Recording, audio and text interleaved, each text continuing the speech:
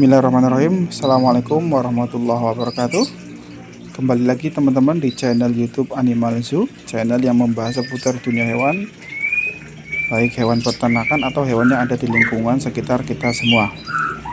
Pada kesempatan kali ini saya akan menjawab pertanyaan atau membuat konten tentang pertanyaan yang bertanya tentang kenapa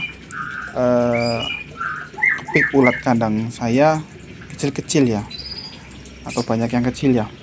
Terus apakah karena faktor makan atau kurang air ya? Oke, baik, saya akan menjawab pertanyaan tersebut. Tapi sebelum membahas ke topik pembahasan tersebut, saya butuh dukungan dari teman-teman semua untuk saya semangat membuat beberapa konten tentang seputar dunia hewan ya. Dengan memberikan like, subscribe, dan share video ini jika bermanfaat untuk orang lain. Oke, ini saya tampilkan ya. Ini calon indukan ulat kandang ya. Kemarin saya beli 2 kali pembelian ya ulat kandang, harga 10.000 dan harga 5.000.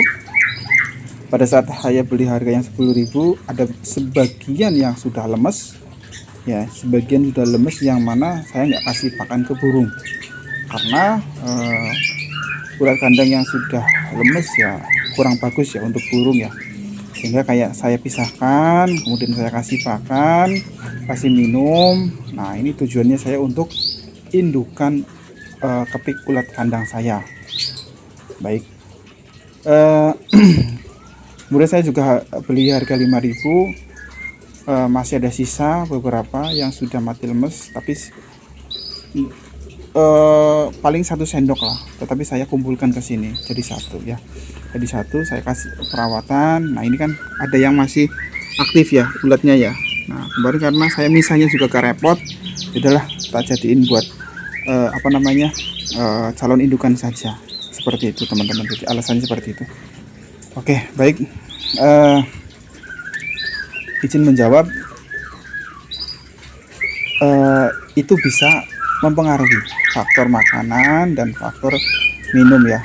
Tapi mohon maaf Om, saya tidak menggunakan air karena saya sudah pernah nyoba menggunakan air, resikonya menggumpal ya di media dedaknya ya, sehingga saya menggunakannya buah atau sayur yang sisa ya, itu hanya untuk minum saja ya. Jadi saya agak repot juga pas waktu itu saya sudah pernah nyoba, sehingga yang agak simpel saja saya menggunakan limbah sayur atau buah seperti itu.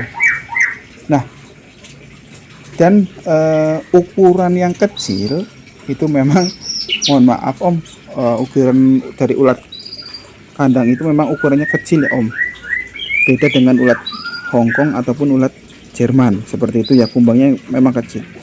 Tetapi jika pertanyaannya Omnya yang dimaksud adalah kenapa ukurannya nggak sama rata ya, nggak sama rata dengan ukuran kepik ulat kandang yang lain. Nah, jadi gini Om, alasannya kenapa nggak sama rata, yang pertama adalah kalau kita belinya di tempat toko burung ya, kalau kita belinya di tempat toko burung itu jelas tidak akan sama rata Om, karena biasanya pengepul itu ngambilnya itu di bawah kandang ayam ya. Nah, di bawah kandang ayam itu kan kita tidak tahu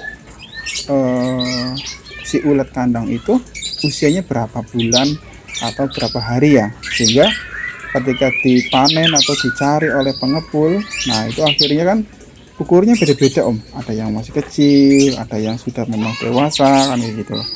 Nah, sehingga menyebabkan ukurannya tidak sama rata itu ya Om.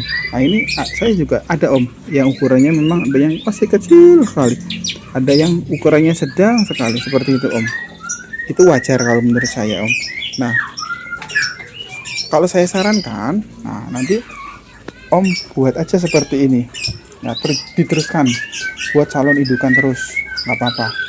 Calon indukan terus dibuat, kemudian nanti kalau misalkan sudah banyak bisa membuat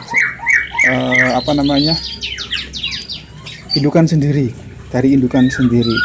Jadi kan kita bisa ngontrol tuh terus kasih pakannya, kasih minumnya, jadi terukur gitu loh Om. Nah insya Allah calon indukan kita pun akan bagus ya, ukurannya juga akan bagus seperti itu Om ya. Jadi untuk pakan dan minum itu sangat berpengaruh Om, karena nantinya akan mempengaruhi tumbuh kembang dari si ulet kandang itu sendiri Om, gitu ya. Tapi kalau kita Omnya belinya di toko burung, ulet kandangnya ya itu wajar Om, seperti itu. Tapi nggak apa-apa, yang penting kita membentuk calon indukan dulu Om, seperti itu langkah yang bagus. Nah kemudian ini nanti juga Om, nah ini nanti saya akan melakukan pemisahan. Jadi nanti ini dipisah, kemudian nanti ini akan dimasukkan ke sini Om. Nanti ini akan dimasukkan ke sini. Jadi sistem saya seperti itu, buat indukan ya. Kemudian kalau indukannya sudah pada jadi, nanti saya jadikan satu, kemudian nanti akan saya panen per 14 hari atau 12 hari teman. Oke teman-teman, seperti itu saja jawaban dari saya. Semoga ini bisa menjawab pertanyaannya ya. Kurang lebihnya saya mohon maaf. Saya di sini maksudnya hanya untuk memberikan informasi atau berbagi pengalaman di kandang saya. Mungkin berbeda dengan kandang dari para senior ya. Monggo teman-teman, barangkali ada yang mau bertanya bisa diketikkan di kolom komentar. Kalau misalkan saya bisa jawab, nanti akan saya jawab. Terima kasih. Wassalamualaikum warahmatullahi wabarakatuh.